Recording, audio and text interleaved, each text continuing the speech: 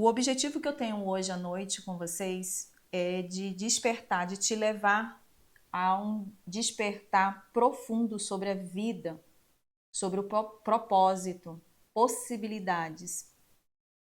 Onde eu quero que você saia hoje daqui mais segura, com clareza, de construir essa realmente, conquistar essa transformação.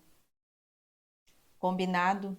O que eu vou entregar hoje vai te permitir a desbloquear, romper esses bloqueios, sair realmente dessas cadeias invisíveis que hoje vocês vão saber identificar onde exatamente estão e o que aprisionam para poder sair do ponto que vocês estão e conquistar realmente o que desejam, o que pulsa dentro de vocês. Eu decidi fazer essa imersão porque eu sei exatamente o que é viver preso dentro dessas celas invisíveis, onde a gente busca, né, por resultados diferentes, mas sempre nos encontramos exatamente no mesmo lugar.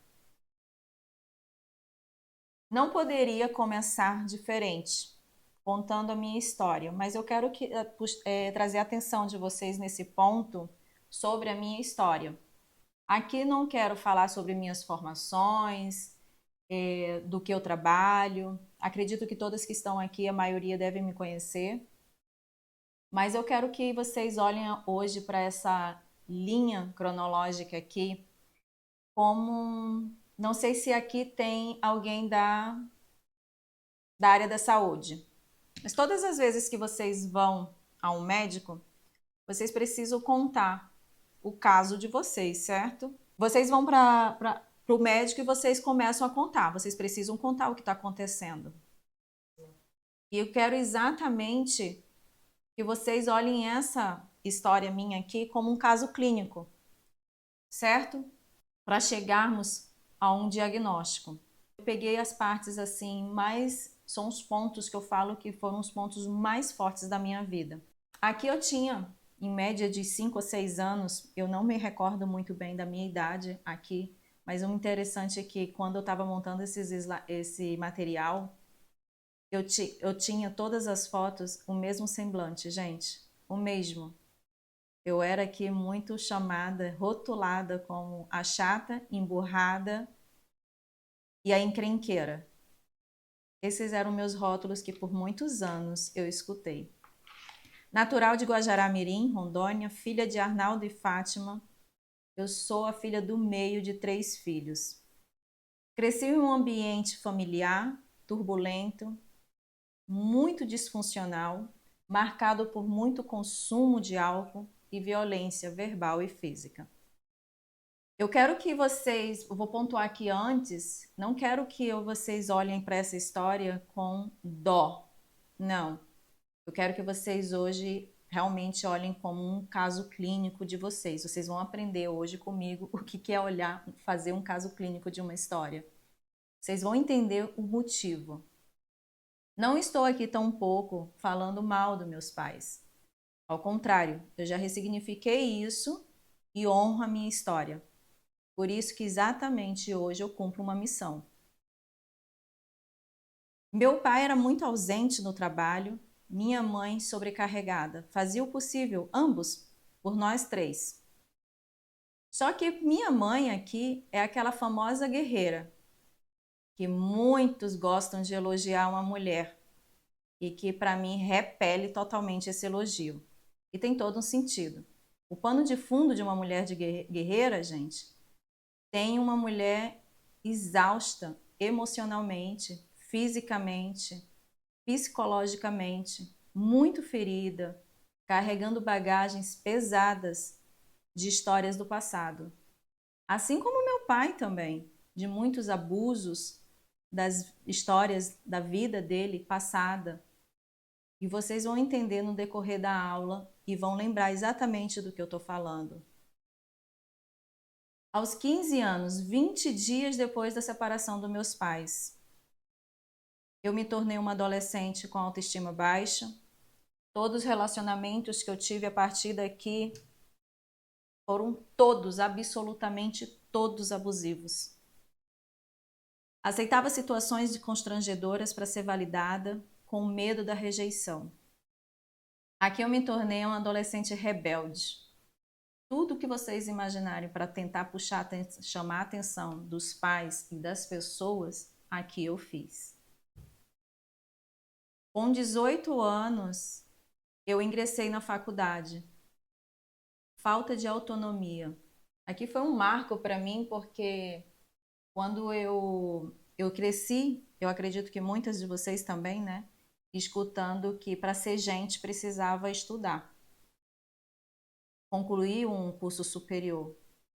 E eu precisava fazer qualquer coisa, independesse se tinha sentido ou não para mim. Até porque nesse momento aqui nem sentido tinha, eu não sabia nem quem eu era. Dificuldade extrema de tomar decisões, sempre sob controle de alguém. Sempre alguém estava determinando o meu caminho. Eu não tinha autonomia alguma de escolher algo para mim. Concluí a faculdade, rompi 2 pontos aqui muito importantes na minha vida. Saí do meu estado, coisa que eu nunca tinha feito, saí sozinha para morar numa cidade onde eu só via pelas televisões, e saí da casa dos meus pais. Um marco muito importante para uma pessoa, para crescer. Costumo dizer que você só cresce quando você sai realmente da sua bolha. Cresci, mas não amadureci. Atingi a idade de adulto, mas ainda era muito imatura emocionalmente. Em 2018 foi o meu ponto de ruptura. Mãe já de Luiz Miguel e de Alice, vivendo uma depressão e meio de um divórcio. Final praticamente de um divórcio. Eu cheguei no fundo do poço exatamente em 2018. E ali foi aquele basta, chega. Eu preciso fazer algo para mudar. Porque existia aqui na faculdade um desejo de mudar minha vida. O desejo sempre teve, o querer sempre teve. Sempre estava ali dentro. Eu só não sabia e nem tinha um direcionamento. Muito imatura emocionalmente. E aqui foi um basta. Eu comecei a fazer exatamente o movimento contrário. Tudo que eu não tinha feito exatamente nessa data, eu comecei a fazer. Eu comecei a ter um estilo de vida mais saudável, emagreci, alimentação saudável, buscar conhecimento e por aí, enfim, fui fazendo. Em 2022 para 2023, foi um despertar muito importante. Eu coloquei o nome de despertar real. Por quê?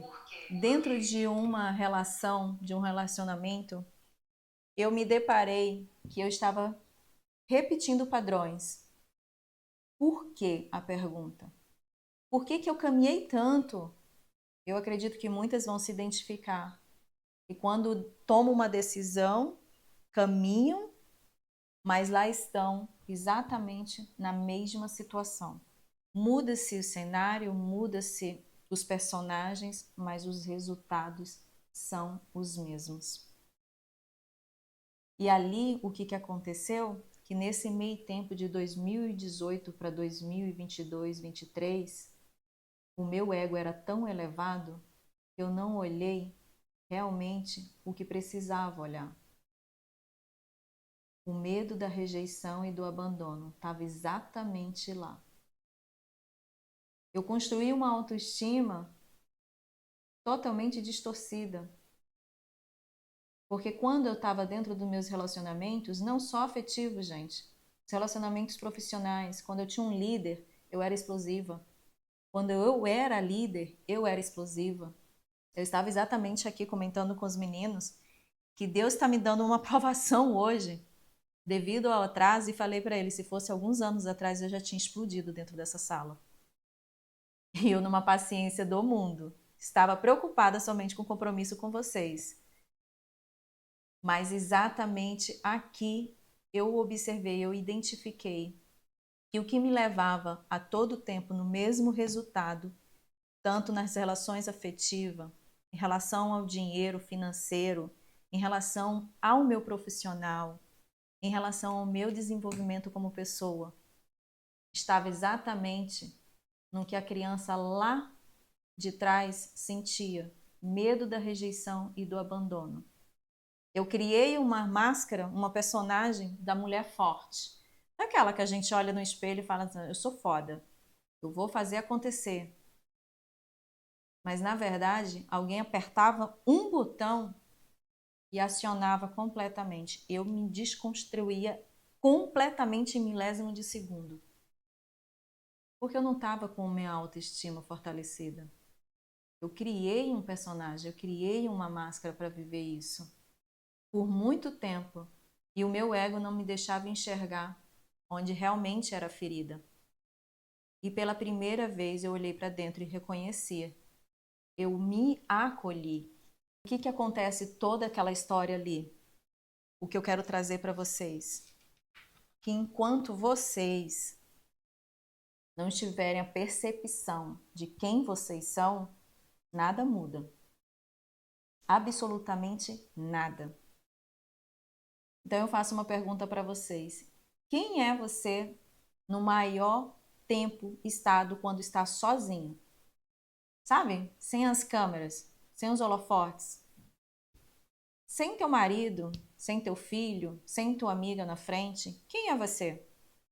O que você pensa? Quais são teus pensamentos? Quais são a qualidade deles? O que você pensa e fala sobre você? Quais são teus resultados hoje? Financeiro, relação com dinheiro, suas relações afetivas. Os nossos resultados, gente, eles são os melhores feedbacks. A percepção que você tem de você, o que você pensa sobre você, os teus pensamentos diariamente, ele define exatamente a tua vida inteira. Ele pode bloquear, travar, como ele pode abrir caminhos e você realmente acessar essa vida com leveza. A percepção que você tem de você define a percepção que você tem da vida e de todas as pessoas. Te pergunto, quem é o roteirista da sua história? Cada história tem um roteiro. Quem está escrevendo? Se você é dramática, a sua história vai ser dramática. Se você é dependente emocional, que é o meu diagnóstico, lá em 2022, adivinha quem que você vai ser na sua história? A vítima, a coitada, a injustiçada, onde só existem vilões. Exatamente. Me conta aqui, quais são os vilões que tem na história de vocês? As histórias que vocês se contam. Muita gente remete a dependência emocional somente à relação afetiva. E não, gente. A dependência emocional trava completamente a tua vida. Porque é uma percepção que você tem. A partir da percepção que você tem, e eu vou te explicar como funciona isso agora.